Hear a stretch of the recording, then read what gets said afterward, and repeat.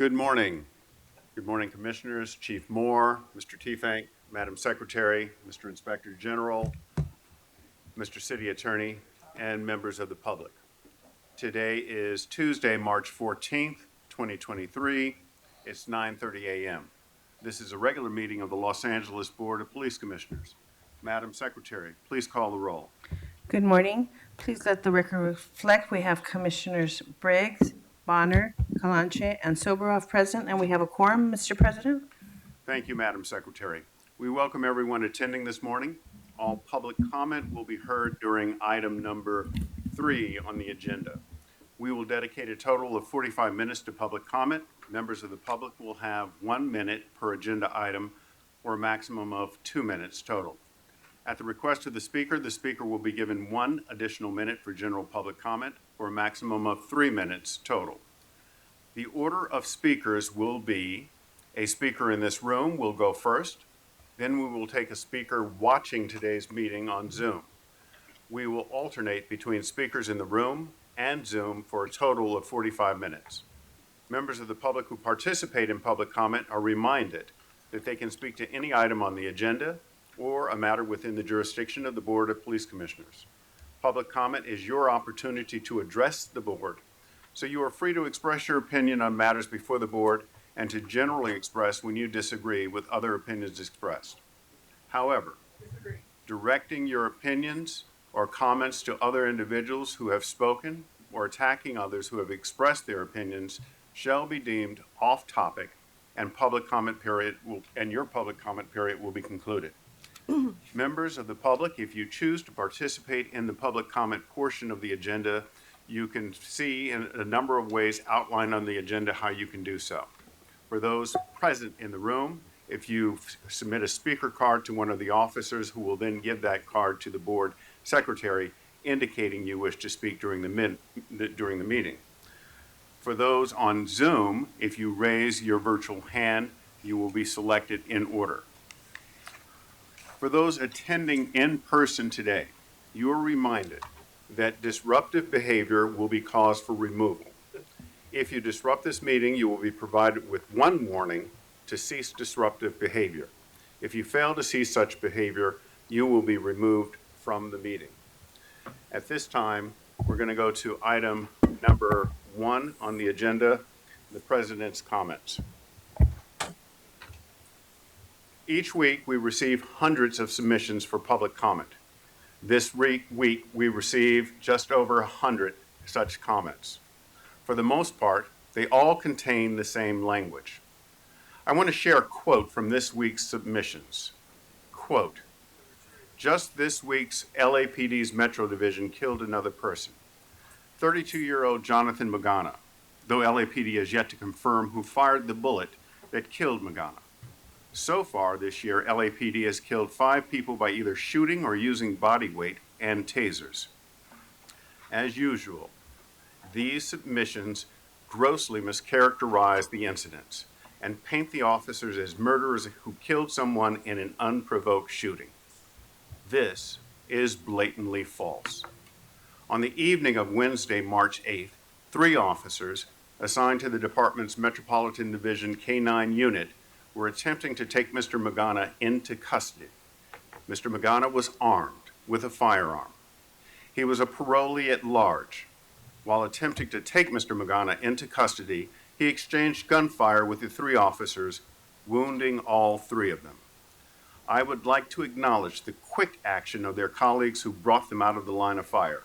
These officers watched 3 of their colleagues get shot, and without knowing where or how badly they were injured, they moved in to remove them from the line of fire and transport them to the hospital.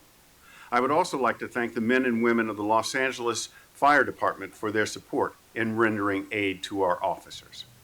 This situation was harrowing, and the officers' oath to each other that they will each make sure that the other returns home at the end of the day is what we are grateful for this morning. It is because of this that I am pleased that all 3 officers are now home recovering. The men and women of the LAPD understand that simply by suiting up and going to a call, they can be injured or worse. Yet, They suit up each day and answer calls to keep our city safe. Our officers have answered the call to public service. And despite the sentiments they hear each day, each one of these guardians has committed themselves to serving our communities. I want to personally thank the officers of the Metro K-9 unit and their colleagues for their individual commitment to the protection of lives here in the city of Los Angeles. I also want to thank the officers' families for having their backs, knowing that at any moment they may get that call in the night. Finally, I want the city of Los Angeles to recognize the true heroism displayed by these officers, not the fantasy found in movies or displayed on television shows. These officers, indeed all officers, deserve our respect and collective gratitude. Thank you. Mr. President, Yes, Commissioner may Sobroff. may I make two, Because we're not clear. you can, You're out of order, sir. Please, Last one. Be sir, out of order. You know that. you're out of order. Please stop. We'll have you removed. We're asking you a question. Is this a? Please have him remove the man with the mask who's talking. He's disrupting the meeting. We're just asking a question. Just asking a damn question. may I go ahead? Please proceed, Commissioner Sobroff. 3 years and 4 days ago was the last time we met in this room. And something very special has happened, and something, I'm speaking, sir. This is like, you know, That's I mean, enough. you're not clear. What kind of meeting is this that you start meeting? See you on next reacting? week. If this is the official. Please escort See you this next gentleman week. out. The gentleman who's standing with a hoodie on. Like, you know, just asking completely out of. Like, 3 years and 4 days ago was our last meeting here. And something very special has happened in this room since that. And that is, this room has been named Goddamn commission. after John Mack. You're claiming all of these things that this Can we get him out of here? John Mack would not want to hear this jerk. Of a damn investigation. Okay, see ya. I want to say how special it is and how special a person John Mack was, and how important it is for us to now be meeting in the John Mack room. John was a Los Angeles Police Commissioner, but far more important than that, was a real civil rights leader, along with Martin Luther King, along with many of the folks who stood up in Atlanta for real civil rights that had real purpose for what they were doing. We miss John Mack, and I want to say that it is an honor to be in the room where John Mack was. I do have one other comment on your, and I can hold it till later, but it'll just take a second. Go ahead, Commissioner Sobroff. On Google, there were 138 million stories about the 3 officers that were shot here in Los Angeles. How many were on Breitbart? 100. You want to give him his last warning? He's a wise ass. 138 million. Without mentioning names, a few members of our own city council were silent on this issue. No words of recovery hope for the LAPD officers, nor on their social media mentions. Imagine the roll call discussions the next morning in those very council districts. Imagine the ramifications to every officer, the morale in those council districts. Irregardless, those men and women went out that morning to protect and serve those council members' constituents in those very districts. On behalf of the overwhelming number of Angelenos in every council district who appreciate and respect law enforcement, let me say thank you. And to those council members, each of whom I consider to be friends and sometimes respect opinions and beliefs, I ask you to really reflect on this. Think it over. Thank you, sir. Thank you, Commissioner Sobroff. At this time, we're going to go to item 2 on the agenda, the remarks or the report of the Chief of Police. Good morning, Chief Moore. Good morning, President Briggs, Commissioner Bonner, Commissioner Clanche, Commissioner Sobroff, Assistant City Attorney Carlos de Aguirre, Mr. Inspector General, Mr. Hufank, Let me share with it's good to be with all of you today in person after such a prolonged period of time due to this COVID crisis. As I do each week, I'm going to provide an update on our COVID-19 numbers, significant events, crime status, as well as our personnel strength. Regarding our COVID-19 update, and over the last, since I last reported, it's been a 2-week period. On the difference between the first week was about 10 new COVID cases. On the second week, 14 additional COVID cases. So over the last 2-week period since we last reported, we've seen an increase of 24 new COVID cases, 12 of our sworn and 12 of our professional civilian. Regarding those new cases, 18 of the 24 individuals were fully vaccinated. That's 75% of the new cases.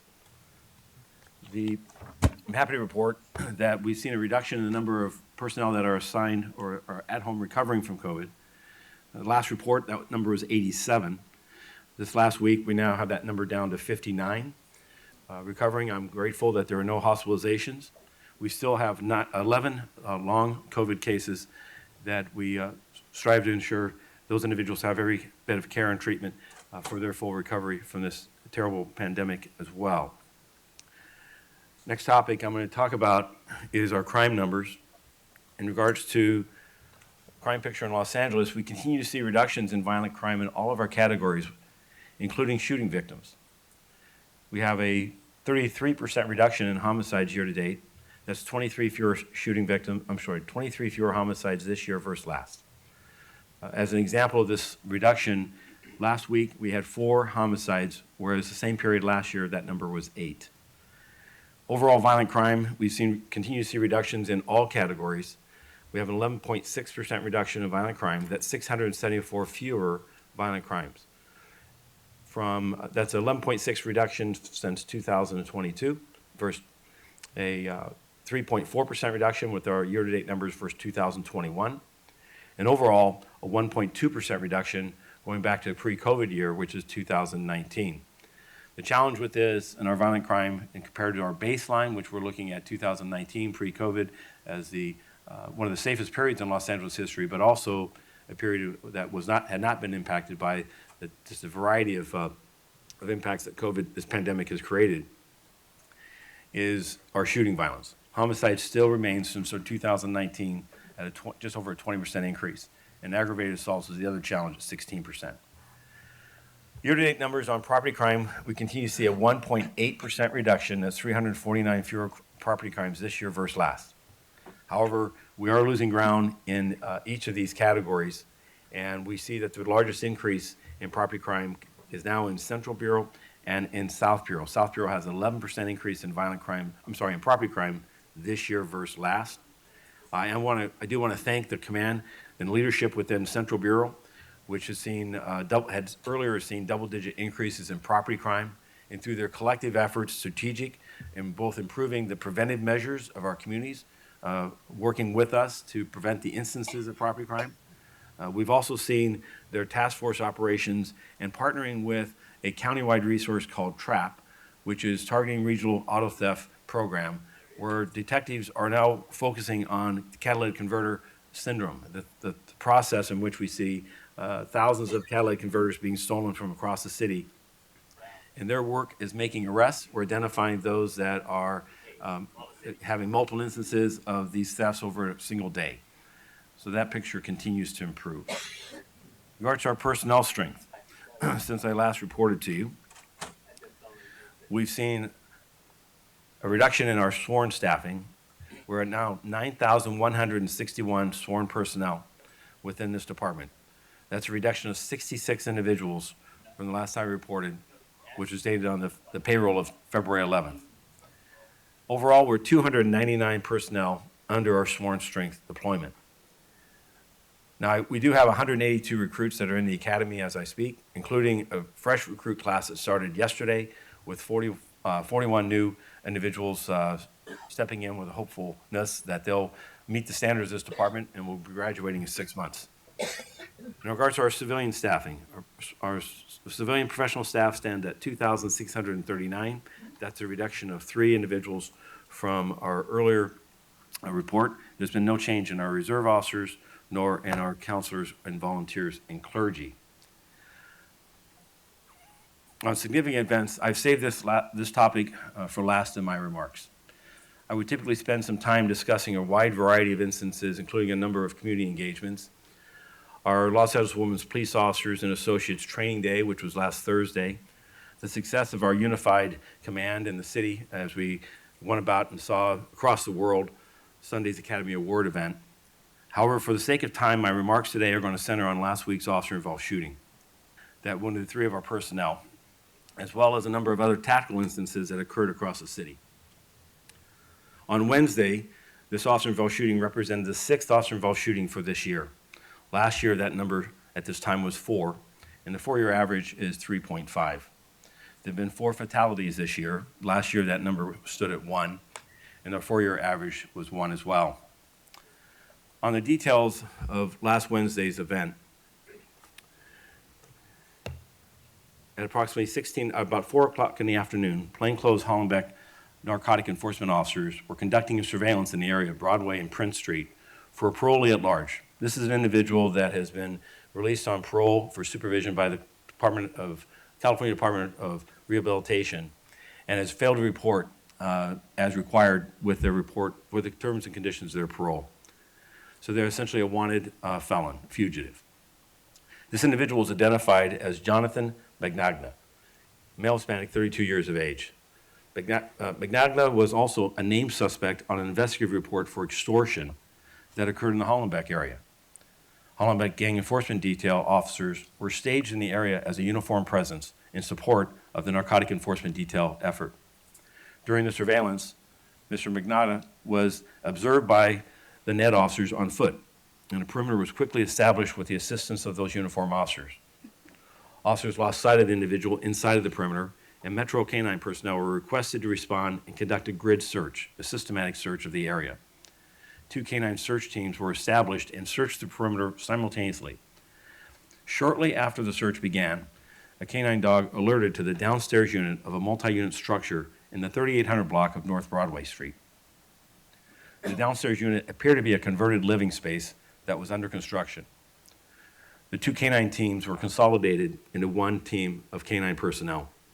Those personnel set up containment and developed a tactical plan to make contact with the individual who they believed was concealed inside the downstairs unit. K-9 personnel made several verbal announcements for Magnagna to surrender, both in English and in Spanish. He failed to surrender, which resulted in the approval and deployment of a chemical agent, a tear gas. During the deployment of that chemical agent, Mr. Magnagna began firing a handgun at several K-9 officers, which resulted in an officer-involved shooting. Multiple officers returned fire on the interior and exterior of the unit. The 3 K-9 officers inside the unit were struck by his gunfire, by Magnagna's gunfire, and subsequently were extracted to a safe location where they began receiving medical treatment for their wounds. The remaining K-9 officers redeployed to the exterior unit and set up a containment for a barricade. Metropolitan Special Weapons and Tactics responded and took tactical control of the incident. When Magnagna failed to respond to the verbal commands to surrender, SWAT deployed a robotic device equipped with a video camera into the room where they believed Magnagna was located. The robotic device located him, and he appeared to be incapacitated via the camera that was installed on that robotic device. SWAT personnel made entry into the location and found that he had been struck multiple times by gunfire and was pronounced deceased at the scene. Preliminary autopsy into this event, into this individual's death, occurred yesterday. And the preliminary results indicate that in addition to suffering from gunshot wounds, we believe, as a result of the officers returning fire, that he sustained a self-inflicted gunshot wound to his head. 2 handguns were recovered next to Magnagna and was taken into custody. 1 handgun was a 9mm Polymer 80 semi-automatic Ghost gun. This weapon was loaded with ammunition. The second handgun, also loaded with ammunition, was a 9mm Glock semi-automatic Model 43X. In addition to these loaded firearms, a loaded high-capacity magazine was also recovered that contained 27 rounds in its 31-round capacity. The injured officers were transported to University of California Medical Center, where they were provided medical treatment. Life-saving efforts resulted in them being admitted into the hospital, and over the following days, they were able to go home, which I am grateful. I was able to visit those officers over this weekend, and to a person, they expressed, well, they're still working through the process of just seeing this near-death experience. They're grateful for the teamwork and the partnerships that they had there that they believe contributed to their lives being saved. They're glad to be home with their family, and I'm hopeful for their full recovery, and they're returning to work. Robbery Homicide Division responded to the scene and has conducted a criminal investigation for several counts of attempt murder against these canine officers. Force Investigation Division responded to the scene and will conduct an administrative investigation. This investigation is by no means done, neither in regards to the criminal investigation nor the administrative investigation as to the actions of all personnel involved. The results of the administrative investigation will follow the established criteria mandated by this commission, which will result in a report by me to the Board of Police Commissioners, resulting in an evaluation and analysis of the actions of the officers leading up to, and of course of their use of force in the aftermath of this force. I heard your remarks, Commissioner Briggs, and I'm grateful for them as you started this meeting. We did not talk in advance of this about your prepared remarks or mine. But in addition to that incident, as we do each week, our personnel responded to a number of other tactical emergencies involving armed individuals engaged in violence across the city. I read, too, a number of those mischaracterizations, misinformation, simply lies regarding the conduct of our personnel. In each incident, just as we saw in Lincoln Heights, officers were engaged in their day-to-day routine of conducting investigative stops or responding to community members' calls for service when the suspect's actions escalated the situation into a life-threatening ordeal. This last week, the wide-ranging tactical operations, including individuals threatening to kill members of their own family or others, to a kidnap of an elderly woman in a vehicle outside of a market on a rainy morning, to an individual experiencing a mental health crisis while repeatedly firing a rifle from within a residence, are only a few of the instances our people responded to. In each incident, our personnel, ranging from patrol officers, investigators, and specialized resources such as SWAT, air support, and canine, responded to save lives from further harm and strived to safely take the individual perpetrator into custody without further violence. With the exception of the Lincoln Heights officer-involved shooting, all were safely resolved without the use of deadly force or loss of life. Many of these instances gathered little to no media attention, and our people, after successfully completing the mission, finished their reports and went on to the next task. And that is what we do. However, I feel compelled to address today in our work, which is far from routine, and the outcome is often uncertain. As was so tragically shown in the search of a career criminal, and that search for that individual in a residential neighborhood, the deadly threat to our people is real and may come at any time or moment. That is why our staffing, training, preparedness, and equipment utilized is so critical to our success and the safety of all involved. I want to thank Mayor Bass, City Attorney Feinstein Soto, Councilmember DeLeon, and Commissioner President Briggs, who responded to the hospital in the initial hours following our 3 officers being shot last week. Their presence at the hospital and offering words of comfort and support of those officers, their family, and our people was not lost on the men and women of this organization. When I visited with the officers, each expressed their gratitude for the show of support and encouragement from everyone involved. Additionally, the outpouring of calls and messages from across the region, from other elected officials, including our California Attorney General Bonta, U.S. Attorney for the Central District Martin Estrada, Sheriff Luna, and across the country from law enforcement leaders encouraged me that the dangers that our people face each day is appreciated. We look to our police officers to be guardians and protectors, and we are by no means perfect, as is the case of every profession or human endeavor.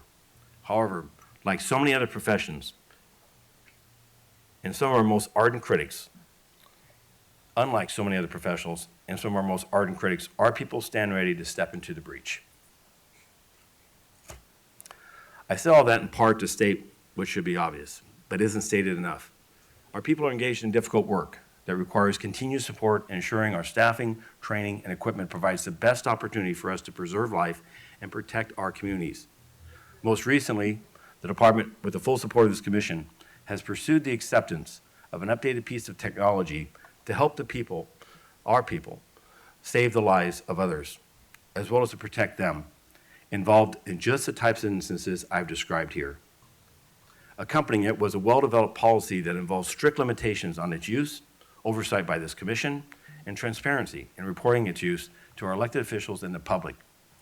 What concerns me is that despite these provisions, I've heard the description of the mechanical robot as Orwellian, of selective references to two other agencies' actions that our policies would strictly prohibit, and that if the device was approved, that it would be weaponized and used to harm communities of color.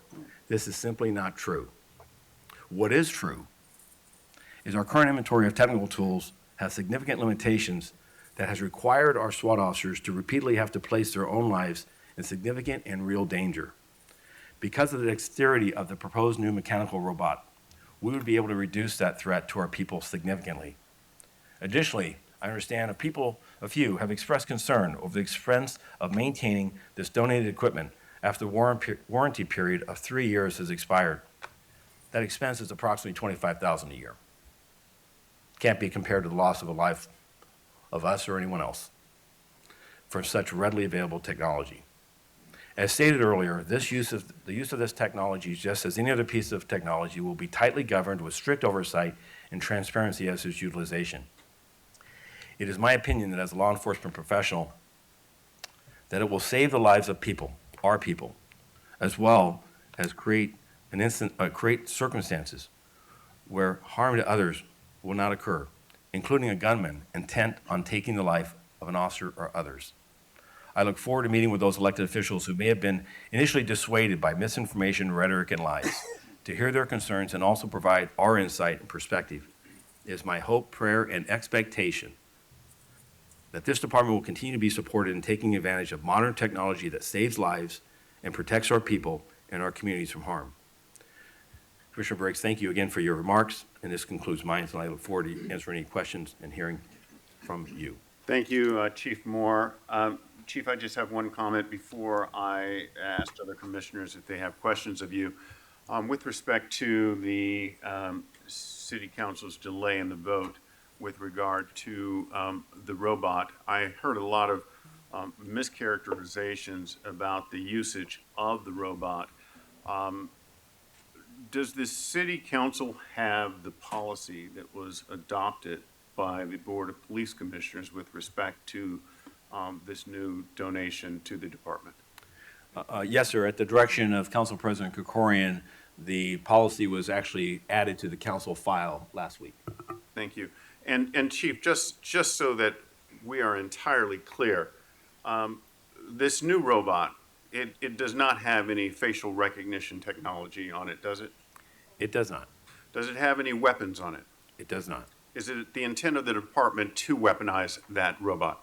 It is not the intent, nor would any such provision be possible without direct involvement, review and approval by this commission, as well as the involvement of the mayor, as well as the city council. Again, people can pose their conjecture or supposition or suggestion that this device could be used in some heinous manner. Every possibility exists, and it is expressed position of this department, of this chief, as well as this commission, that such a use will not occur, period. Thank you, Chief. And one final question on that line, Chief. The intent of the robot is to save lives, not take lives. Is that correct? That is correct. And that includes the officers' lives, correct? That is correct. Thank you. At this time, Commissioner Kalanche, do you have any questions for the chief? A comment. Please proceed. Thank you. Chief, I just also want to add to your remarks, acknowledgement for the operations team.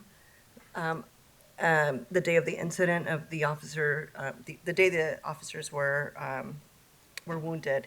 So I was able to participate or support during the operations. I was there for a few hours, and I just want to acknowledge, just seeing firsthand the operations, the organization of logistics, the command from Assistant Chief Marino to deputy chiefs to commanders, captains, sergeants, and all the officers that were there, waiting for orders.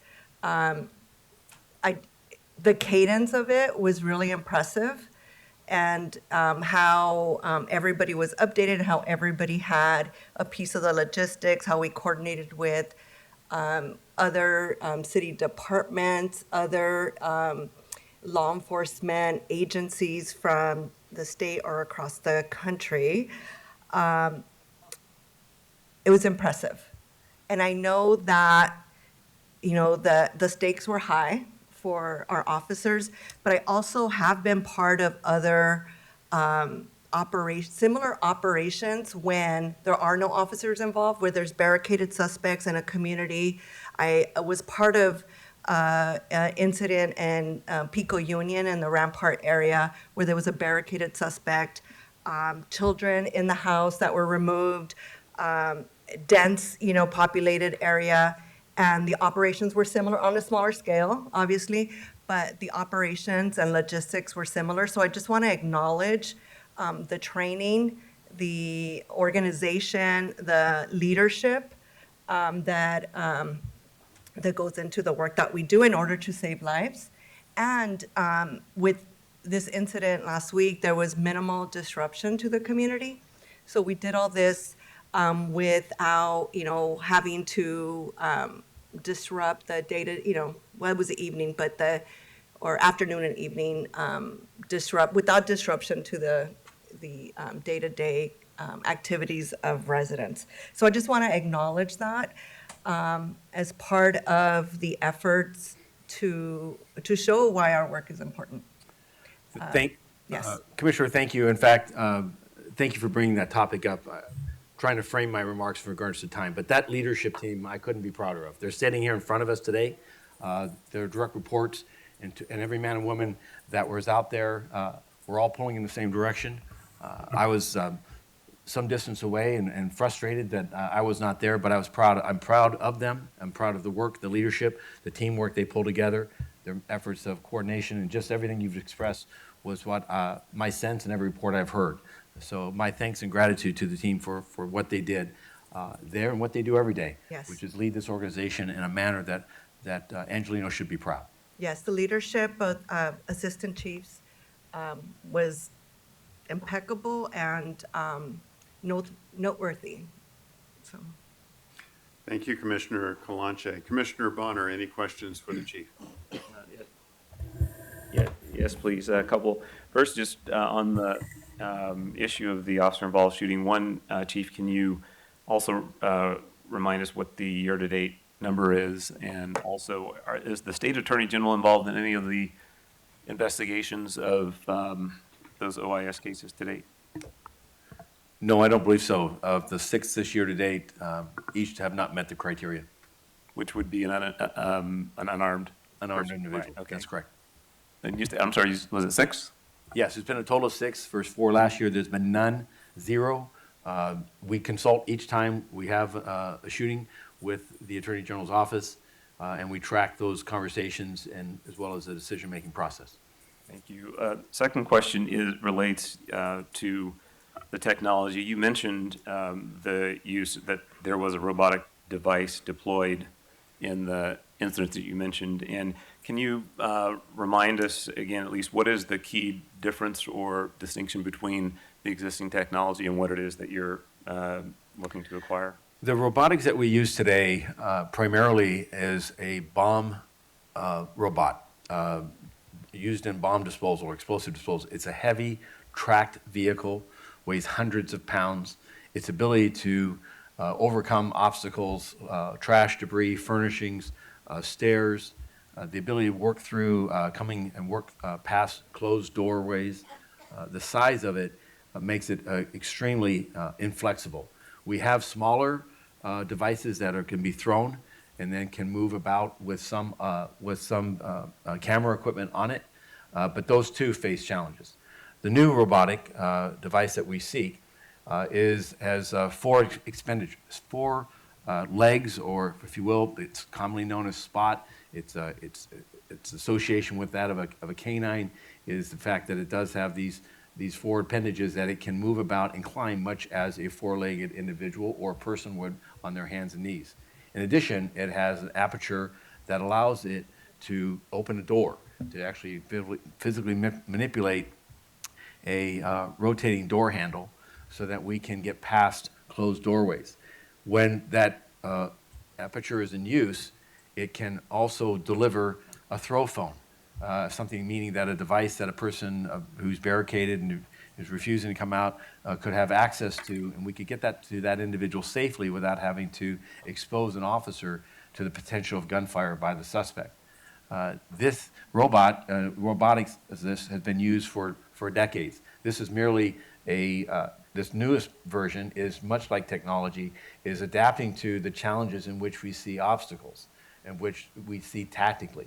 Out of 120 deployments last year, about 10 to 15 to 20 will require or use and benefit from a robot such as this so that we can get into those areas and that we can access areas without having to expose officers to the threat of deadly force. The fact of a gunman would take advantage of that and shoot them. As a reminder, such an incident just occurred last year where an officer, while deploying tear gas into a barricaded situation, was shot and grievously injured in the neck. Unfortunately, did not die because he was exposed at the moment in which he had to deploy that gas. We're not going to use this robot for the deployment of gas, but it is used for cameras and sensory equipment that will help us give a better sensory perception of situational awareness, but also communicate via that robot to an individual who is barricaded in an effort to de-escalate and to gain their compliance. So it's a multidimensional tool. This commission fully reviewed its capabilities, and I recognize and respect that other industries across America, this is not just an American policing matter, while Houston and Honolulu and other cities are actually using this device in the manner in which I've described, and other agencies are looking at this. This is a device that's being used widely in the private sector for sentry monitoring and just eliminating the need for human capital and in the sense of what it can go out and do in regards to monitoring and surveilling, surveying what is going on before it. Thank you very much. Last question relates to the personnel strength, and you mentioned reduction of 66 sworn personnel, I believe. Do you know, what the breakdown, or at least generally, what were those retirements, or what were the separations, and more importantly, were they in forward, deployed positions, or where was the greatest number of departures? So, I'm sorry? Yeah. You can't speak from the audience. Yeah, so thank you, Mr. Smith. We'll get you the breakdown, but as relayed to me just now, February is a high point for as far as the ebb and flow of people leaving the organization at certain times in regards to the completion of a calendar year, and then they roll over and leave in February. We also see that in the middle portion of the year, generally a July, August timeframe. Right. And then also, you can have somebody just comment or send information on where they were. I will. We'll get you where these persons were currently at. Again, generally people in the retirement positions are in more senior positions, more advanced positions, and not necessarily in the field, but they create vacuums because those are essential functions in which still have a drawdown on our uniform deployment in the field. Okay. And if I'm understanding still with the 9161, that's really, if you're looking at officers on patrol, that's probably closer to 4,000 to 5,000. Well, the Office of Operations' entire deployment, which is geographic detectives, uniformed personnel, specialized resources such as the Hollenbeck Gang Detail, Narcotic Enforcement Detail, number just over 6,000. So the number of patrol officers is approximately about 2,500, I believe is a closer number of scale. Got it. Thank you very much. Thank you. Thank you, Commissioner Briggs. Bonner. Commissioner Soboroff. Sure. Chief, this is not the first time, even in my short period here, that the department has had and worked with de-escalation technology. The body cameras, the drones were met with a similar cackling, with a similar statements, with the same comments, same people in different bodies saying the same thing. They were going to be abused, they're going to be used for certain uses, et cetera, and they haven't been. So this is the third time in my period, feel free to give them their warning in 86. But that the same exact thing has happened. I have a couple of questions. But one thing, I do want to acknowledge these statements, the statements of the mayor in this incident, the speed at which she came out and spoke, and the sincerity with which the mayor spoke. Chief, has this item been this MIT lab, you can call it SPOT or whatever you wanted to, this piece of technology, has it been delivered? Do we have it somewhere? No, we don't. Has it been ordered? No. Is it in some warehouse somewhere? Being prepaid? Has it been prepaid? No. Hitler theme. I think he should get his warning and throw him out. He does this for years, the same guy. His name is Smith. Mr. Smith, I'm going to warn you one time. Doing the bidding for Steve. The gentleman, Take him. the gentleman with the hoodie and the blue mask on, I'm going to warn you once. Please stop disrupting this meeting. Steve keeps up. All right. Well, the city attorney has to do this. You have one warning. City attorney has to do this. Carlos. Around there. May I finish, or are we going to let them go ahead and Yeah, no. take The over? gentleman standing with the hat, you're also disrupting the meeting. You get one warning. No more talking while others are talking, please. Hey, I go to jail. So, Chief, it hasn't been delivered. It hasn't been ordered. Chief, would this equipment, if we would have had this equipment, in this case, is it possible that the suspect's life could have been spared in this case? Or would it have not been deployed? But I don't know the answer to that question. I know that the circumstances of this were difficult, and I'm not going to do conjecture if Yeah. I had that tool, because the on-scene commanders have to evaluate what the limitations of each of these tools are. We supported Sheriff's Department over the weekend in a very trying circumstance of a gunman who was inside a home, fired more than 100 rounds at sheriff deputies. And they worked tirelessly with every bit of technology they had. We took over that, and backing them, but because of fatigue and the fact that they had been up as long as they had, we came in on Sunday, and Chief Kowalski and Captain Bixler and the SWAT team from our resources went there and brought additional resources from technology that allowed us eventually to actually locate him where their robots couldn't. So all these teams, it's an array of tools. They have various strengths and weaknesses. We constantly, like a master's craftsman toolkit, want to have the best and the most latest technology that affords for the use of what we are trying to do here. On Sunday, a gunman who was adamant about shooting and killing sheriff deputies, we could not, with technology, safely locate him after hours and hours and hours of work. After deconstructing a portion of that home, making physical intrusions, we were able to eventually get technology in there and see him. Had a dog, the robotic spot, if you will, been available there or in the Lincoln Heights, it would expand the capabilities, expand the toolkit that officers have in efforts to de-escalate and efforts to safely resolve while protecting our personnel from further harm. Okay, so in that case, if possible, the suspect could have been spared. The shooting of the officers could have been stopped before it started. But the other thing is that that this happened at 4 o'clock in the afternoon. When was the city on tactical alert because of this? I believe it was about 6 o'clock at night, Okay, so 2 hours, and it was on tactical alert for how long?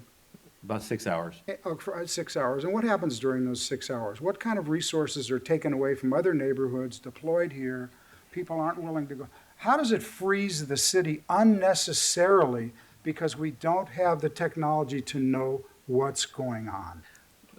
Well, to answer directly, a tactical alert is a reorganization of the department so that we can prioritize resources at a critical incident or series of events. It redirects officers away from routine calls for service.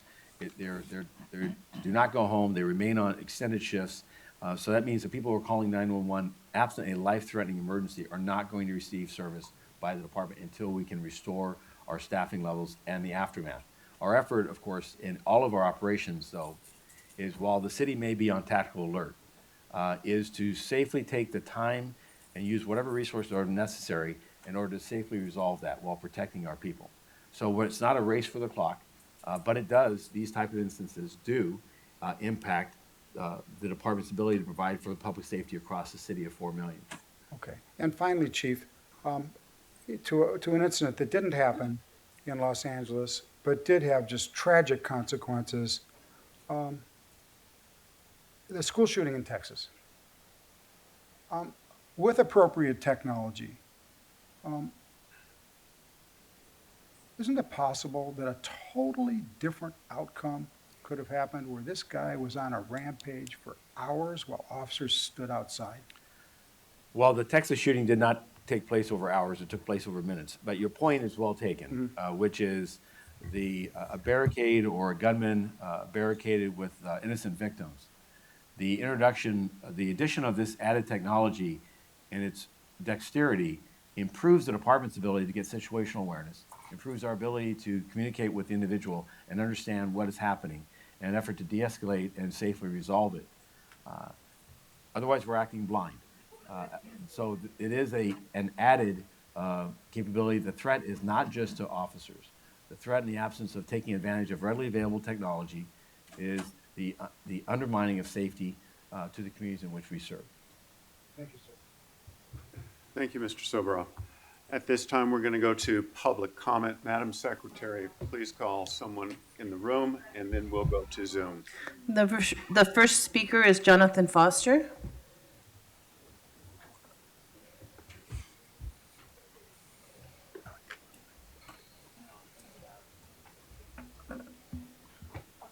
Which items would you like to speak on? Well, I want 3 minutes. Do we get 3 minutes? Which items would you like to speak on? All of them. Okay, go ahead. Thanks for the direction. Well, I want to say, Jesus, keep looking out for the LAPD. And I wanted to say thank you for being in the same room with the smartest people in Los Angeles. It's good to be here. 98% excellent service, I think, is what the LAPD do. With a 2%, it's gross. That's all I'm going to talk about mostly. I came down here because the LAPD said it was lowering crime, and I don't believe that. I have the O'Callahan LA Times newspaper from 2015, so I've been watching you guys since 2015. I'm going to bring that down. We still need a sleepy officer log because you all don't have enough sleep. You got the Suicide Joes flying around president. Now, a few things that haven't come up is the step on the face. The officer stepped on the face of a person. I haven't heard anything about that. The lost guns, we're nothing about that. Black Lives Matter swatting, haven't heard another thing about that. Valentino, hadn't heard anything about that with the Valentines and the George Floyd Valentines. Nothing about that. Now, the problem is the de novos and the LA Charter and the hearings, right? So you had 3 officers shot, and you wanted them to return home, but they did the wrong approach, and so you got 3 police officers shot, right? They have no body armor on. They're not properly protected when they went in. That's how they would not have been shot, right? No one is still doing this. I would put moms in charge of protecting their police officer sons and see what would happen. I'm still in favor of shooting people who are shooting, but there's a problem with the mentally ill, and you can't tell if they have a fake gun or if there's something in their hand that looks like a gun and they're getting shot, but they're mentally ill, right? This is the biggest problem that they're all upset about. And then you get what was the MOUs, MOUs, it changes stuff when it's actually out of policy and is a murder and a police officer is getting off. So with 30 seconds, the last few things I can barely deal with is outside, Briggs, shut up talking to me out there.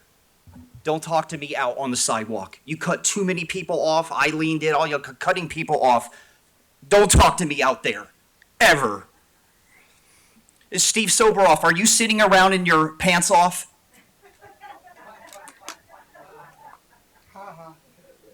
That is so disrespectful. Okay, and over Zoom, we have Philip Tabby. All items, please. Okay, 3 minutes. To the 3 officers that took fire, I want to say that the community is praying for your speedy recovery. We did notice Mayor Bass address the situation and visit with the officers. I have to give credit where credit is due. We may not agree on many things, Mayor Bass, but thank you for your presence that day. Unfortunately, our failure of a police chief was on one of his famous trips. He went skiing this time, Sun Valley, Idaho, ironic. But Mike, why didn't you leave and stand by your officers? A true leader would not let his people down. You're the chief of police of one of the largest police agencies in the nation. You could have made it back. Shame on you once again. Item 4L on the agenda. Commissioners, are we really sending our best by allowing more to represent LAPD for recruitment? I will quote a true patriot. You know him, Mike McMahon. Cowards abandon others. Heroes abandon themselves. The true heroes are those who are working this job every day, keeping us safe, no matter what. The rank and file, some of the command staff members, not all of you, these heroes displaying the LAPD core values with their actions. When will our command staff, starting with Chief Police Moore, Deputy Chief Hamilton, begin to display the LAPD core values with the work you do? I recommend everyone look them up. They're all on the LAPD.online. There's 6 of them. Service to communities, reverence for the law, commitment to leadership. Hey, Mikey, that one. Integrity in all we say and do, respect for people, quality through continuous improvement. And by continuous improvement doesn't mean this woke stuff.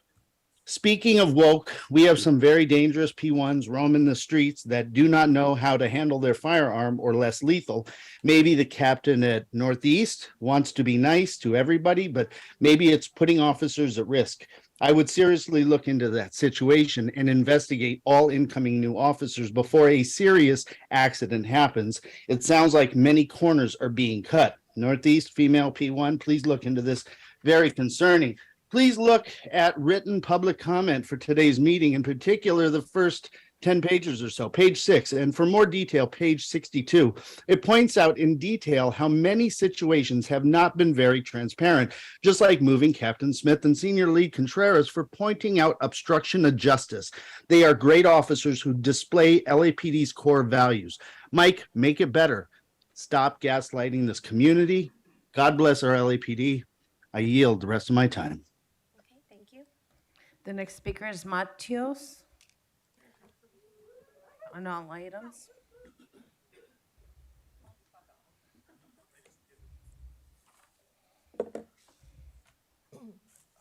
Hi. My name is Matias with the Stop LAPD Spying Coalition. I see my time has started. I haven't even made it to the podium yet. But that kind of embodies what y'all are doing here. Briggs, you're really just a mouthpiece for police at this point, right? This isn't the citizen's voice in police affairs. Your first 2 rows are filled with command staff. You have the nerve to glorify officers for suiting up, Black and brown people don't need to suit up to experience violence here in Los Angeles, right? We experience it firsthand from the LAPD. And the fact that you're using this tragedy, leveraging a tragedy to re-adjudicate the acquisition of surveillance technology, that's not on the fucking agenda. But you've let Moore bring it up in his comments. You've deliberated it again, right, for the purposes, because you know people are resoundingly against this piece of tech.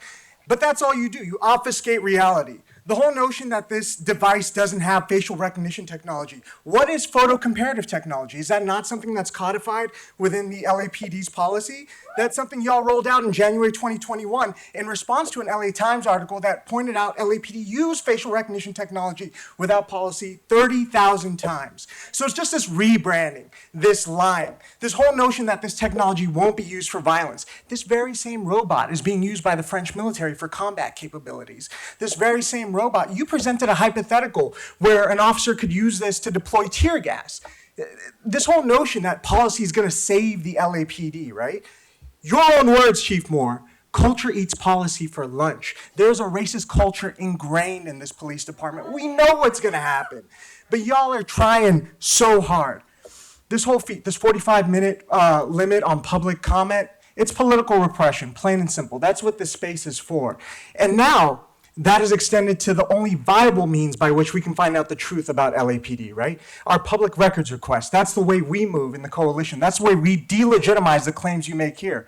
That's the way we find out policy changes that your deputy chiefs lie about, right? And in city council, like the fact that drone policy hadn't been changed since 2019. That's not true, but you had the nerve to send somebody out to city council to lie about that. But our records we attain through the California Public Records Act show that that's a lie. And now you're not giving us those records, right? We've recently gotten statements saying that the department is only going to handle records one at a time. We're a coalition that represents hundreds of people.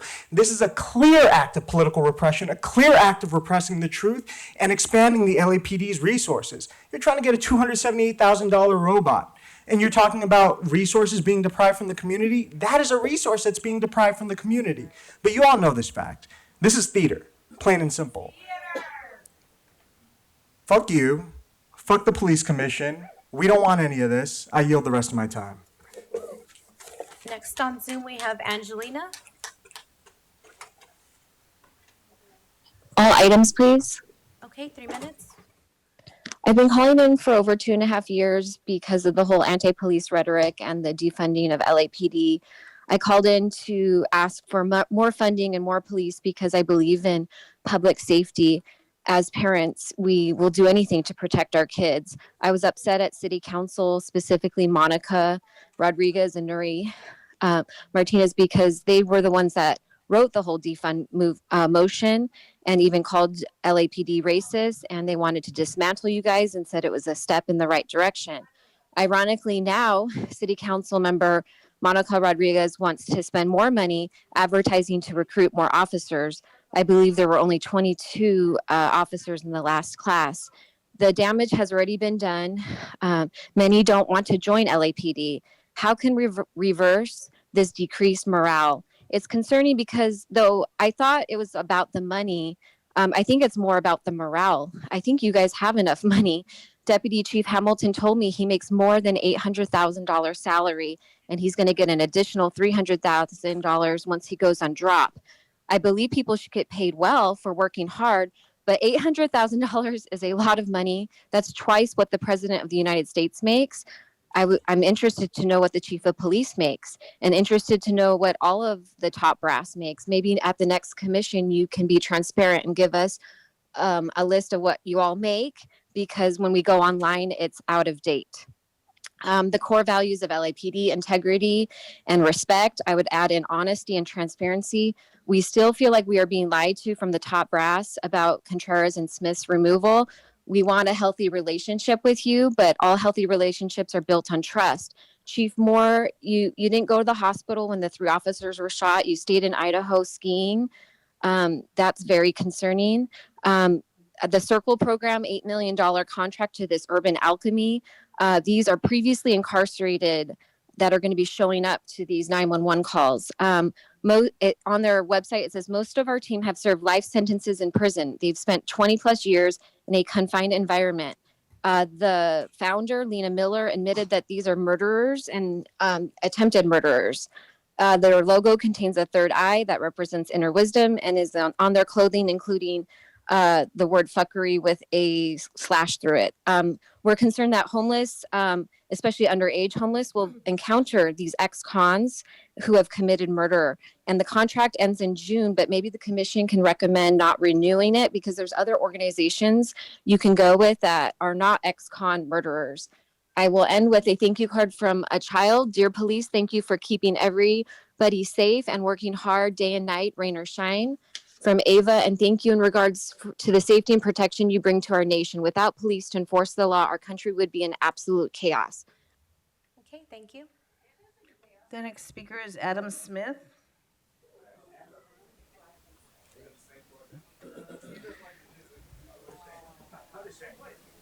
For items 2 and 3. Actually, can I speak to all items? Yes, you may. Great. Good to be back. It's tough on you, Steve, huh? You're not the president anymore. You're trying to tell Briggs what to do and how to run the meeting. It's tough, man. Mike, these last few years haven't treated you very well. I don't mean that too disrespectfully, but yeah, this room doesn't look too much different besides a lot more cops today. See the family liaison unit as we have another murder by SWAT in the closed item agenda. Good to see you, Wilkins. You shoot any dogs lately? Family liaison? No? Chief, you said pre-COVID it was the safest time in LA in your comments. And that by the end of 2019, 2020, we had about 4 unhoused people dying every day in the streets of LA. That's an unhoused population that is 40% black in a city that's 9% black. So I guess for who is LA the safest when the safety is defined by the millionaire chief of police? When we're talking about an unhoused population where your own fucking data shows that 1/3 of all uses of force by the LAPD are against the unhoused population, which while humongous and disgustingly large is only 1% of the population, but 40% black. So who is LA safe for when it's being defined by you? Steve asked a good question. If you had the dog, would Magana not have been killed? I have a similar line of questioning. If Martin Robles and Ryan Lee didn't have an automatic weapon running into a crowded mall, would Grishario Max still be alive? Speaking of LAPD tools, if Jones didn't have his automatic rifle when he ran into the coat store that Steve likes to talk about, the coat incident, would Valentina Oriana Peralta still be alive?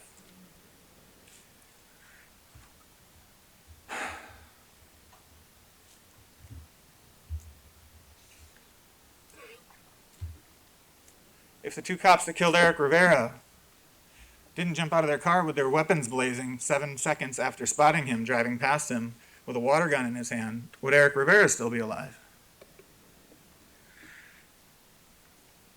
You had a lot to say today, Steve, about council members that didn't say the right things the day after cops were killed. But as a citizen's voice in police affairs, have you ever lifted up what city council members have or haven't said about, fucking children being killed by your fucking cops?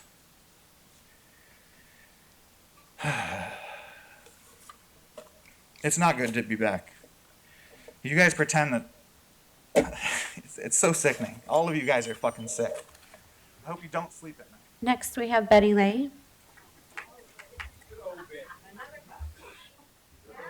Good morning. Good morning. What items would you like to speak on? I'd like to speak on Chief's report, agenda items, and public comment, please. Okay, 3 minutes. Thank you. First off, I support Chief Moore. I support his report. My heart goes out in prayers to the injured Metro K-9 officers that they do make a full recovery and get back to work.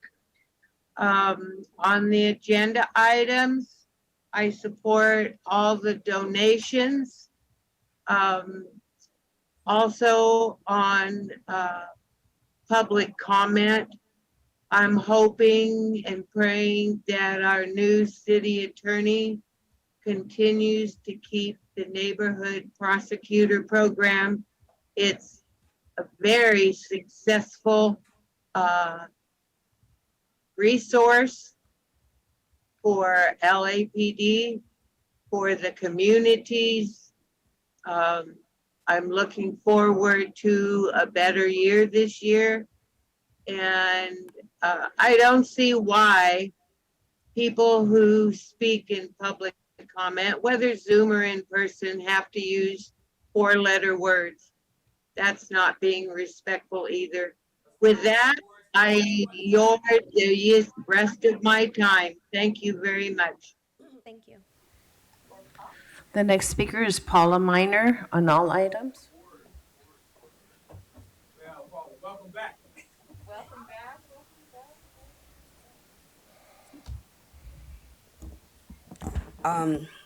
Public comment, chief's report, and item agendas A through F. 3 minutes, please.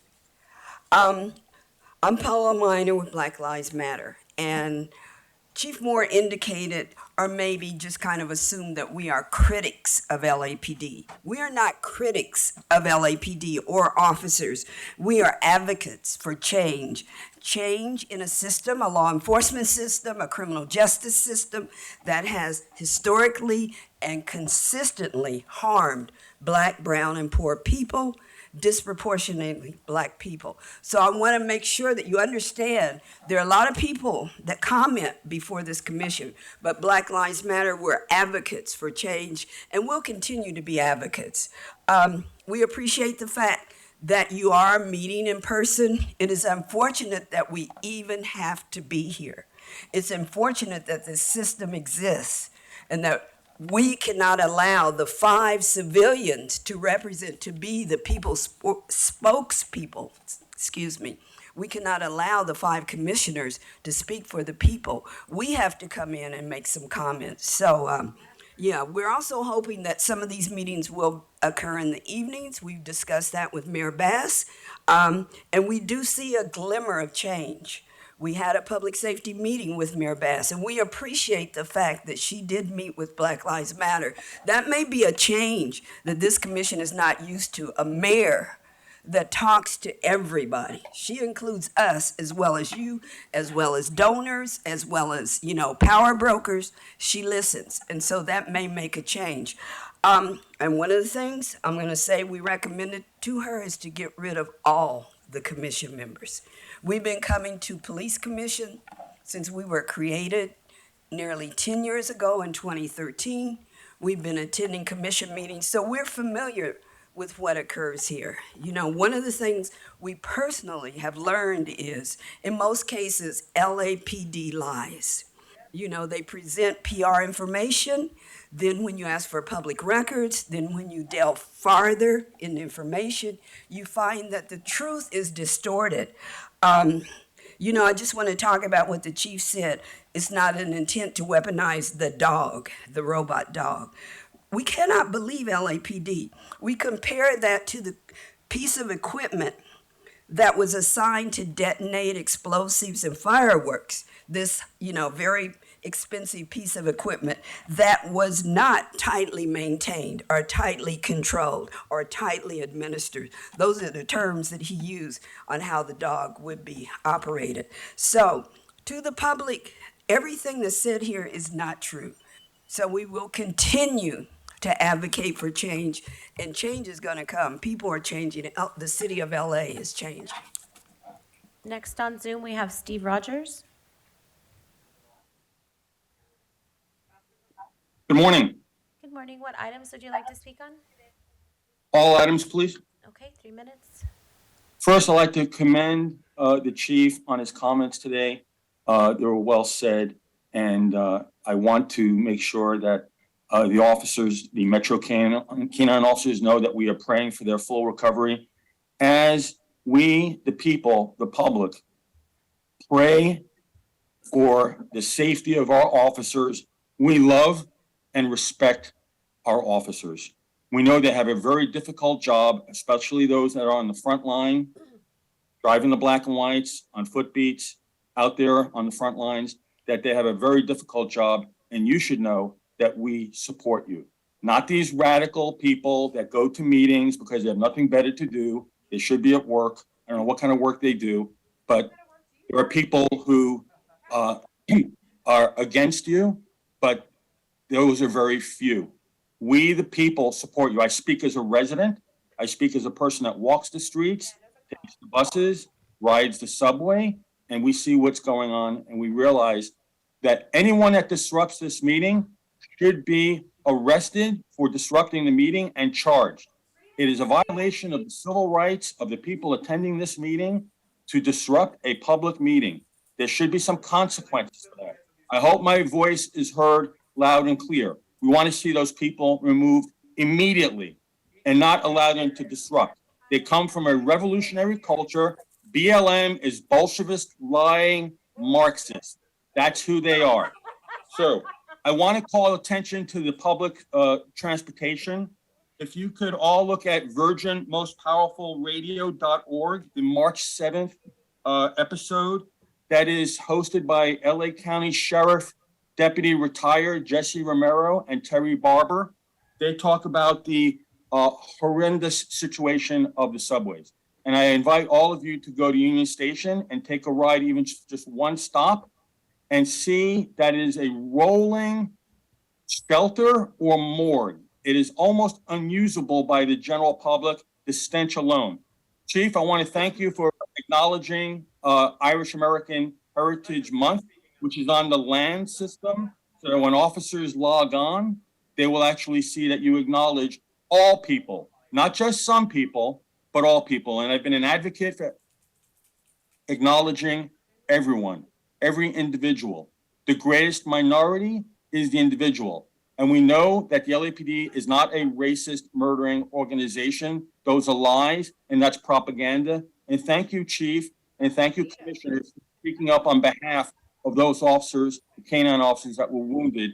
And we pray for the safety of all officers. And with that, happy St. Patrick's Day. Thank you. I yield the rest of my time. The next speaker is Zach Sherwin on all items.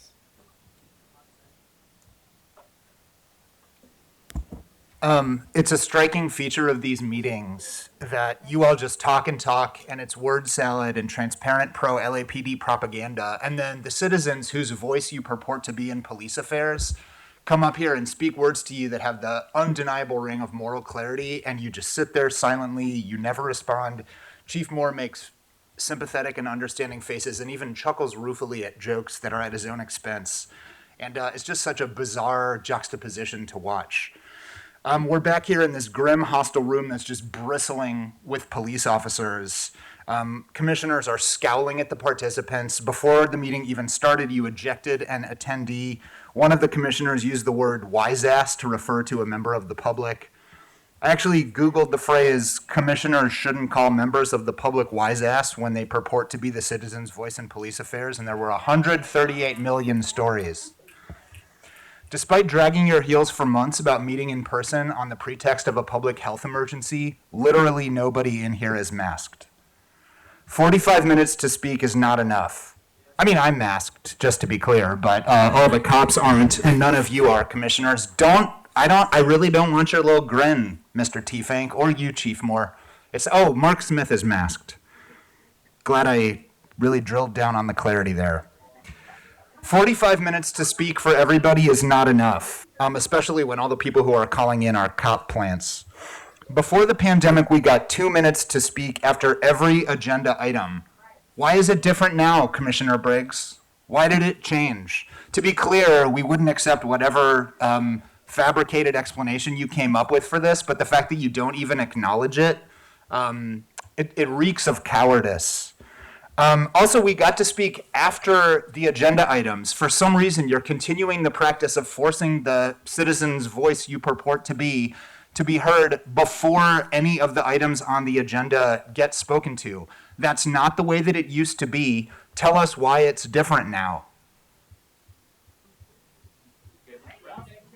Instead, you're just going to rubber stamp consent agenda items A through N all the way through. It's cowardice. You're using Robert's Rules of Order as a tool to approve these donations that are just going to continue to go to fund your racism and violence. Chief Moore, it really seems like you are one of the people who got the memo that you call members of the community liars now. Congrats on name-checking Kevin De Leon. We are by no means perfect, the chief said. There's a lot contained in that statement. My time's running short, so as the same person in the same body that I used to be before the pandemic, I'll yield the rest of my time to today's meeting. Shame on you all.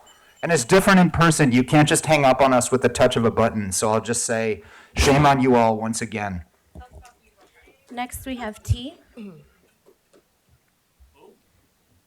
Hello? Hi, what items would you like to speak on? All of them.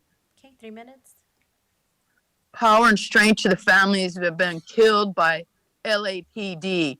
4 people were murdered this year alone. Well, actually 5.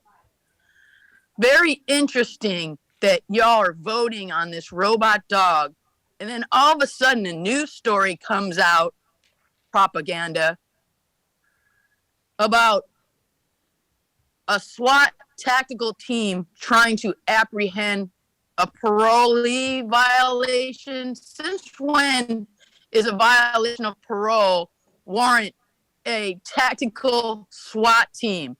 And it happened to use a robot, and you're all pushing the narrative of a robot. Interesting enough, it happened in this timely manner. Seems like propaganda. Kind of reminds me of the time y'all were pushing the propaganda of illegal fireworks, and then you blew up an entire neighborhood, which those folks are still displaced.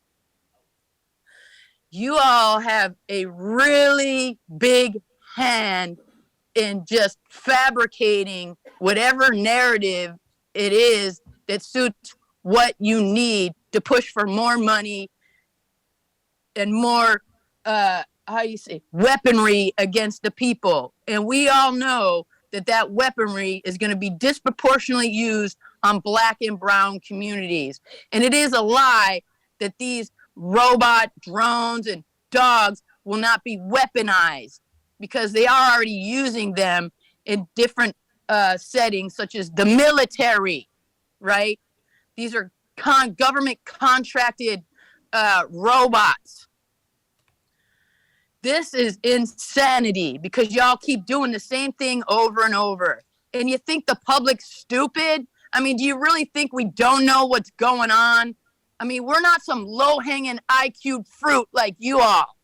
That's what you hire, you know? Where's the sympathy for Keenan Anderson, right? Where's the sympathy for all the families of the loved ones you have killed? And, you know, that was supposed to be a less than lethal weapon, a taser that murdered him, okay? This is disgusting. Y'all are a sham. This commission needs to be dismantled. The LAPD, you cannot give enough funding to dismantle this evil, right? Or to, excuse me, not enough funding in the world could change this evil. So, you know, you eat up $3.8 billion a year of our funding. We got homeless dying on the street every day. We got a housing crisis. We got a mental health crisis. And y'all continue to. Okay, thank you. The next speaker is Audrey George on general public comment.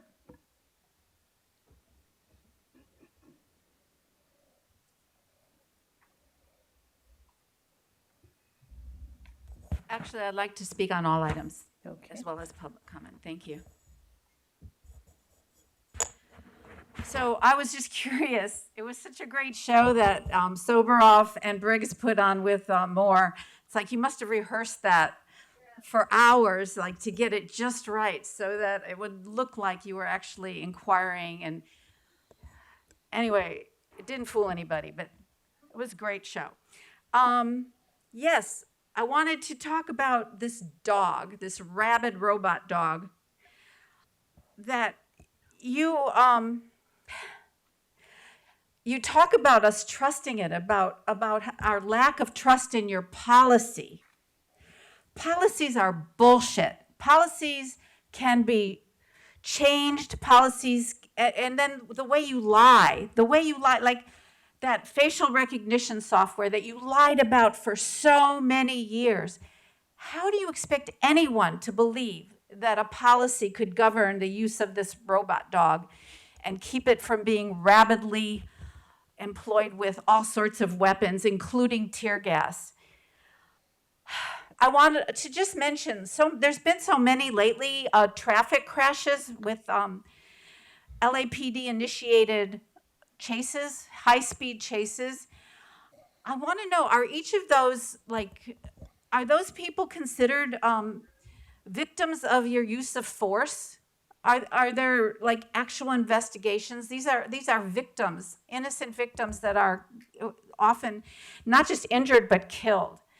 We don't get reports on those very much. I would like to be at City Council right now. Are any of you commissioners interested in City Council? Is it that hard for you to choose a different date and time for these meetings? Why should so many people who would want to be speaking here today be at City Council, and so many people who would like to speak at City Council be stuck here? Why do we have to choose our activism and community interest? You should change the day and also allow this 45-minute thing, return to what we had before the pandemic. Would any of you consider it really normal to be asked to speak about agenda items before they come up, before you discuss them, before more offers comment? I just have a feeling that all of you are really in agreement that doesn't make any sense, and it's unfair, and it's repressive in terms of the public really being able to express their opinions. These are things you can change. Thank you. She's absolutely right on that. Next, we have Josie. Hey, President, I'm gonna hold you accountable for that. Josie, you're on. Hello? Hi, what items would you like to speak on? All of them, please. Okay, 3 minutes. Yes. Before anything else, I want to say good morning, and I pray for the people that were hurt, officers and non-officers. Second, I want to say I support LAPD 100%. And I want to make a comment with all the speakers that come in. They speak in a very negative way, using foul language. They show the lack of respect, the lack of respect more than anything else. I don't speak English 100%, but I can understand a lot, and I am embarrassed to hear the people that are addressing their points, not even issues. They're just pointing out negative information, which I think if they were so emphatic about addressing these issues, they should write a letter to you guys, a letter to the appropriate department, addressed to the appropriate person, rather than wasting my time. I love to see how you remove the people that were disrupting the meeting.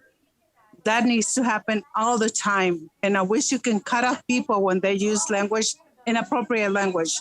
Cut them off and take them out of the meeting. This is not necessary.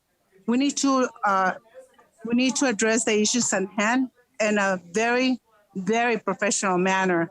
And if you don't know how to behave, please don't join the meeting. That's all I have to say. Thank you so much. The next speaker is Akili. The next speaker, please, Akili.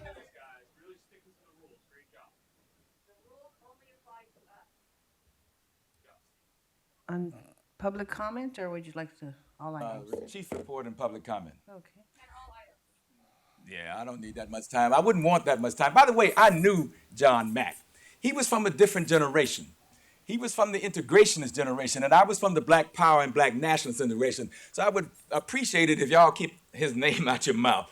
He and I didn't always agree, but the fact that we knew each other. I'm with Black Lives Matters LA. We took a statement and turned it into a movement. That movement still exists. And that movement is about ending state-sanctioned violence in all its forms, social, political, and economic. And what has happened here, and the 4 conditions that we have to face, white supremacy, institutional racism, individual bigotry, and mass denial, has supported and created where we are now.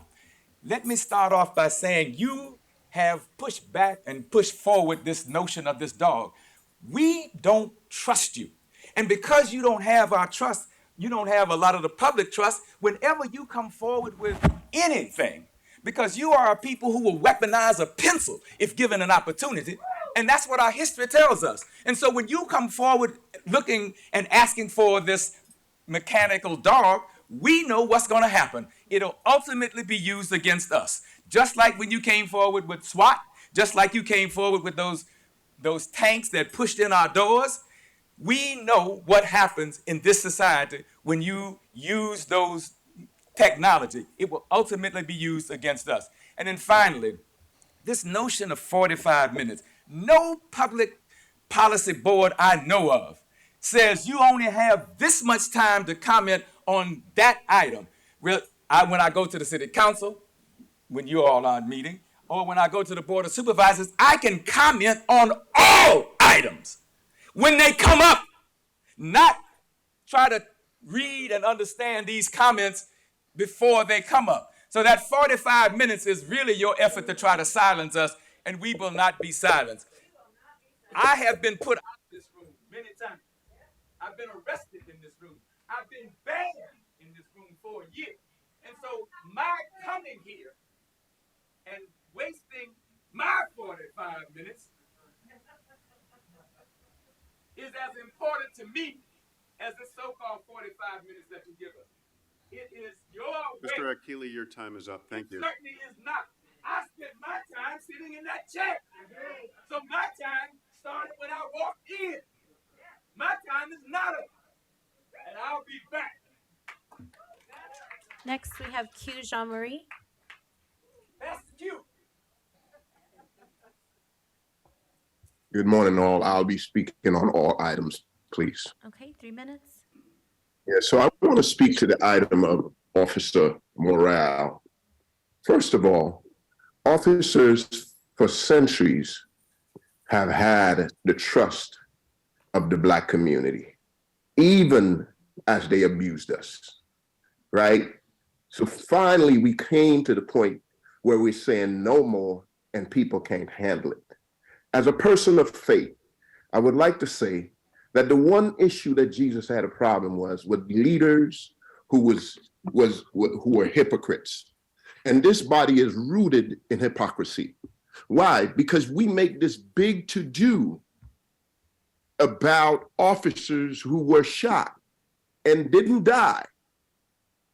Jesus would say, you should have done that and not left the other undone. So if you're concerned about the lives of officers, what about the lives of all the other people that officers take unjustly?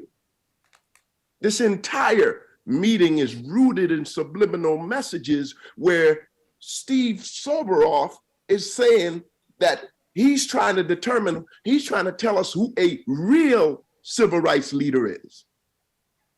So basically calling the people who have legitimate concerns, right? Saying we're not real civil rights leaders. Yet, mention Dr. Martin Luther King, who was arrested 29 times.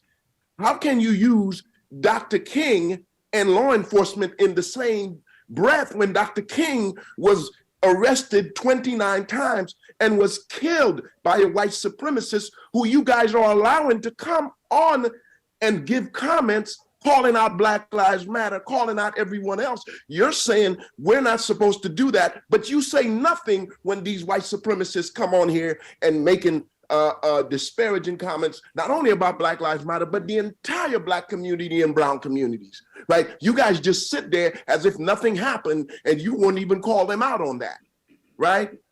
When regarding the robot dog, what prevents you from passing policies to weaponize the robot dog later? As has already been reiterated time and time again, we do not trust you. Trust don't live here anymore. Trust do not live here anymore. You have to earn the trust. You have to rebuild the trust. How can you brutalize a community and at the same time demand that they trust you? This makes no sense. I yield my 5 seconds. Thank you. The next speaker, Red Chief Hunt. And this is the last speaker, Madam Secretary. Hey, wait. Everybody that comes down here has to speak. That's a rule. Everybody that comes down here has to speak. Sir, Round that. please step away Who from are the you, man? microphone. Who are you? Please But step who- away but- from the microphone. Huh? But who are you? You're disrupting the meeting. She just called me. One, She just called me. What are you talking about? have him removed from the room. No, she just And called stay his at the name. microphone. Is this- She called him.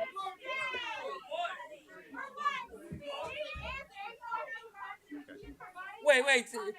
I'm Yeah, sorry. Go ahead and proceed. Okay, can you put my time back on there since you interrupt a public meeting? I will sue you. Hunt versus City of Los Angeles. I will sue you. You interrupted but my public comment. Yeah. Hunt versus the City of Los Angeles. I don't like you, man. I do not like you, bro. Hey, Michael Moore, you need to call me, man. And you need to resign off that seat. You know, hey, I got the paperwork. For real. Ask the city attorney. I work circles around his ass. Michael Moore, I'm going to give you my card. You need to call me. We got some discrepancies here. Give that to Michael Moore. Don't provide that. You call me. Yeah. Hey, listen, man. You guys get paid to be down here, man. These people come down here to talk. You got to listen to the public. They come down here. Everybody has to speak that comes down here. They don't just come down here for nothing. Respect that, man. You know, I just don't know about you, bro, man. How did we get you? What do you do? Do you know the Brown Act? Everybody that comes down here has to speak. That's the law. Hey, man. Hey, I'm gonna say this. You guys have been avoiding the public. You know, and you guys get paid to do this, man. And I just don't get it, man. These people come down here, man. They take their time to come down here.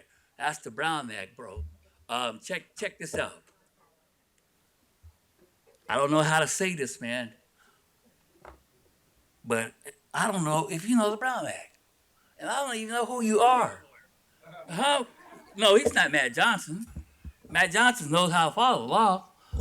Or he got respected like that. But anyways, man, I'm not really happy with the way you guys have been running this. Soboroff, you've been here too long. I'm going to tell you that, Soboroff, you've been here too long. I've been down here for 20 years, since 2004. I had to fight the whole system. Not only once, not only twice, but 3 times. So, I mean, you know, I'm a pioneer down here.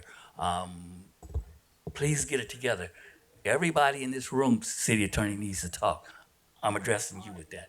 Thank you. I'm the Red Chief Hunt. Mike, don't forget to call me, bro.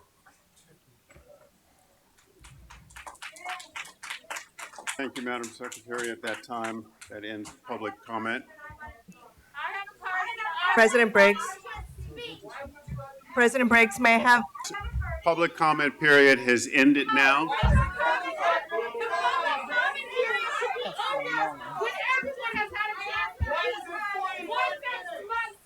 At the present time, the Board of Police Commissioners cannot conduct an orderly meeting because the people described, facing standing, are disrupting the room. I'm going to ask that you stop right now. please clear the room. Sergeant at Arms, please clear the room. I'm asking the Sergeant at Arms to please clear the room.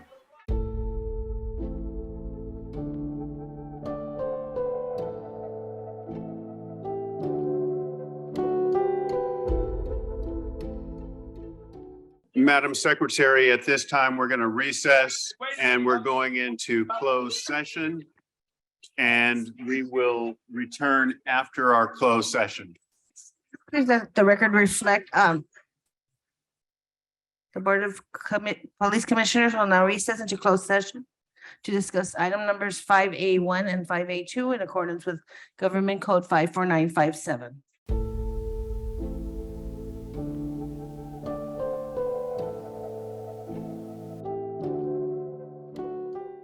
The Board of Police Commissioners has concluded its work in closed session. We are now back in open session.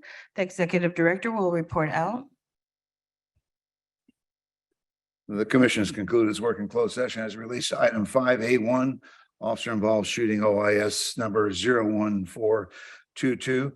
The commission unanimously adopted the chief of police recommendations, which were tactics, tactical debrief, 1 commander, 1 lieutenant 2, 1 sergeant 2, 1 sergeant 1, 2 police officer 3s.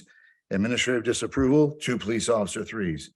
Drawing and exhibiting in policy, 2 police officer 3s.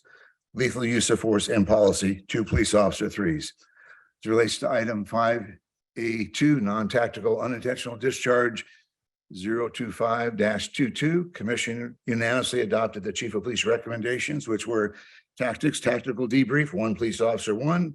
Drawing and exhibiting does not apply. Unintentional discharge, administrative disapproval, negligent discharge, 1 police officer 1. That concludes the report.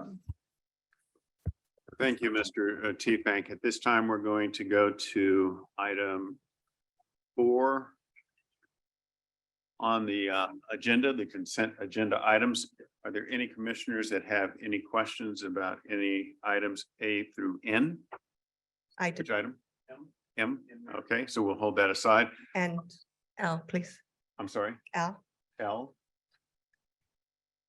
So I move that we approve items A, B, C, D, E, F, G, H, I, J, K. Is there a second? And then, sir. Oh, and N. Is there a second? Second. Motion's been made and seconded. All in favor, say aye. Aye. Motion carries. Let's go to Commissioner Bonner's request with respect to item 4M. Thank you very much. This is just a very brief question for the chief regarding this. The County Police Chiefs Association and the Pride County Spring Conference. The question is, we're in a Southern California media market, if you will, and a lot of the issues even around policing that you see if you are watching the news, Channel 5, 7, whatever it is, a lot of the issues are reported on from various parts of the county. And some people have an appreciation for those things that are addressed by the Sheriff's Department versus LAPD and or Torrance or other police departments.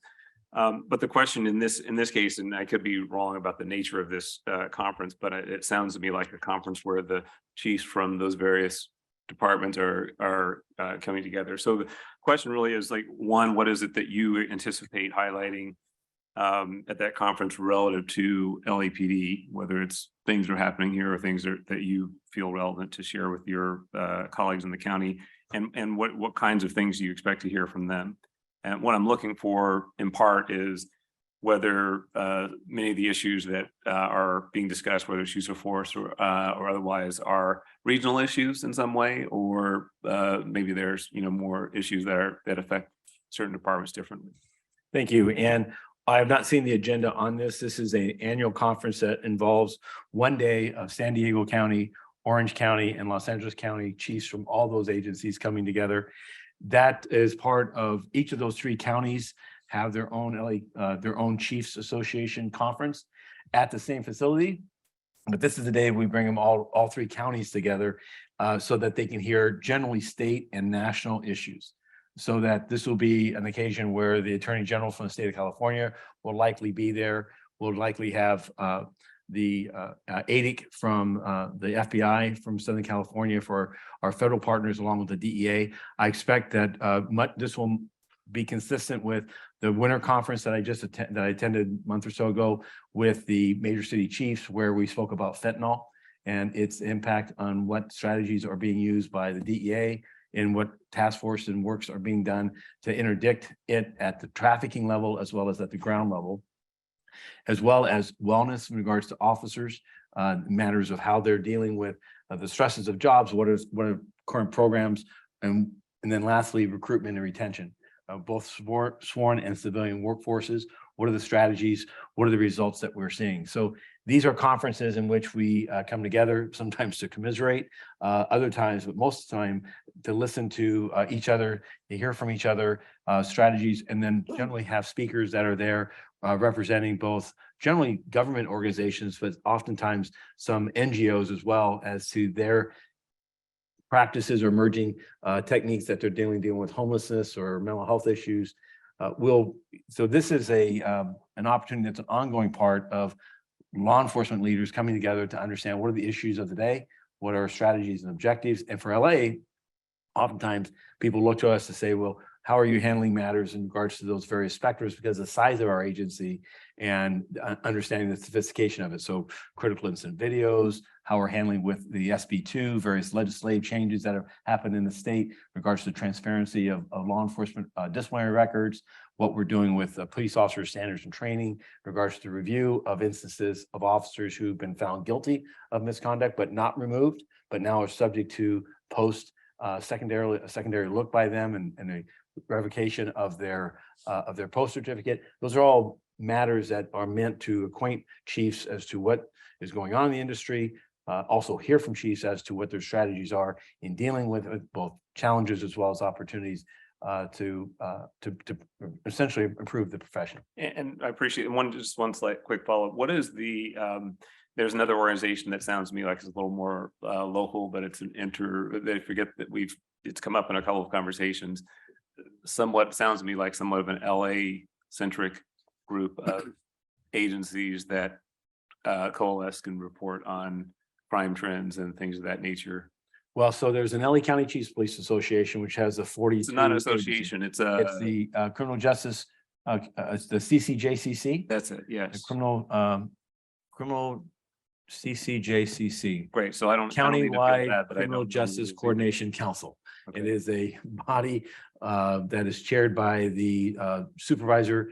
It's a rotating basis of the board of supervisors that chairs it, and it's a Brown Act public meeting. It's it's a monthly affair. Deputy Chief Pitcher or Assistant Chief Alabrada or my rep, but the sheriff has a seat.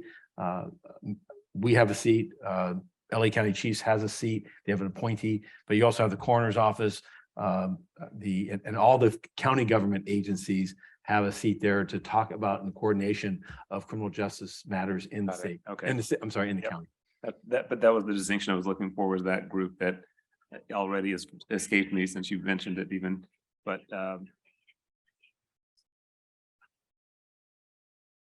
just then it strikes me the second group strikes me as you mentioned it's a Brown Act group, so it has a little different mission. So thank you very much. And they just published their agenda for this week. I think there's a meeting on Thursday.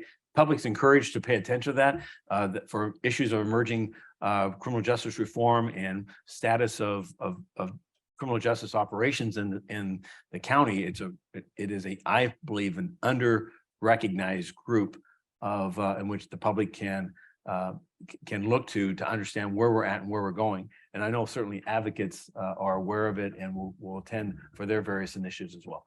Thank you very much. Appreciate it. Any further questions?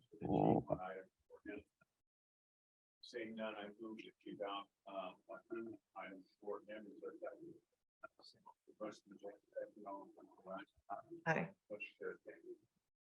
Commissioner Vellante, you had a question? Yes, on item L. So interested in knowing what the recruitment goals, activities, what you hope to accomplish through a visit to spring training. So in our conversation, this actually goes back a couple years. This has been something that the Dodgers, working with Los Angeles Police Department, have been interested in building better lines of communication between baseball players, members of their, not just their pro team, but their farm leagues as well, and understanding law enforcement and understanding the, behind the veil, if you will, of what actually goes on in law enforcement, what are strengths, weaknesses, and what opportunities exist. They have, young men in Major League Baseball and the farm teams that many aspire to be Major League players. But also as they go through spring training, they recognize that some are not going to reach that, or at the end of their career, whether it's been a AAA, AA ball team, or it's in the minor league, or it's in the major league, that there's a life after that. And this is to remind them that these athletes that we're hiring, and that the attributes of professional ball players and those that are semi-pro and come up through, whether it be college, high school, or otherwise, but going to that sport, their teamwork, their athleticism, their emotional intelligence, those are all attributes that if they hadn't thought of being coming in transitioning, that they should. We have a number of such professional players within the department today that have played at a university level, Division I ball, in various organizations. I have a captain of media relations that I think was a volleyball player at some point in their past or background. Baseball, basketball. Thank you. I'm sorry, Captain Muniz. But we also have NFL players, NBA players. So it's to shift a paradigm with them, but also to build and deepen bridges of communication and get away from just what people see in Hollywood or what people see in a perception of the department. We also recognize that they're spokespersons, that they carry a tremendous influence on the youth in America. And so their perceptions of law enforcement, their perceptions of what LAPD is or isn't, is also important to us as they message out to a fan base about issues of social justice, criminal justice, that we want to have an opportunity to just share with them and hear from them also their concerns. Lastly, there have been a couple of years ago, there were some concerns regarding baseball players, all professional sports, is that whether or not they were being targeted and what safeguards they could take. What are things that they could do to ensure that they were not a victim of a follow home bandit, to ensure that they were not a victim of somebody who's an opportunist who believes that they're a person of substance or of wealth, and their family safety as well as their own, and what they should think about in their social media, in their personal travels, and how they go about their day. So it's an opportunity just to kind of break the ice. As I said earlier, this was something we actually thought of, Coach Roberts and myself, we spoke about in 2019, and then it's just flowed from there with COVID and a couple other complications. It's been forestalled to this, but I look forward to an opportunity. So what kinds of activities is it? Is it just meetings Oh, it's- with the members of the team? Yes. Okay, so there's no outreach, because I think it's also an outreach opportunity. Having attended, there's like a lot of people from LA that drive out there, and yeah. Well, what I mean, if you're taking recruitment division, no, we're not taking the whole division, but we are taking, Or we are taking a couple of recruit officers, different generation. I'm not the guy to carry that message entirely. I want them to understand that we are desirous of them and we think there's opportunity to speak in an optimistic manner, but we're also going to bring some closer to the line level who have some personal experience in this area, and they'll be able to speak from their heart. So it is an outreach to the players. We haven't really considered it as an outreach to the public, the Glendale area of Arizona. Points well taken, something to put in the back of our head. I mean, if we're going, might as well take Well- advantage of like 20,000 people attending these Good debates idea. every day. Good idea. They're interested in when we're attending, where we're at. So perhaps there'll be an opportunity during the game, which are a little more sparsely attended than here in a major league field, but for them to bring attention to this. Actually, they're not. Okay. It's, yeah. Well, you have better experiences than I do. They're really full, yeah, especially yeah, it's like 10, 15, 20,000. Okay. Just curious. No, that's it. That's it. Or L. Second. Motion made, second. All in favor? Aye. There being no further business with the Board of Police Commissioners at this time, I move we adjourn. Is there a second? Second. Motion made, second. All in favor, say aye. Aye. Carried.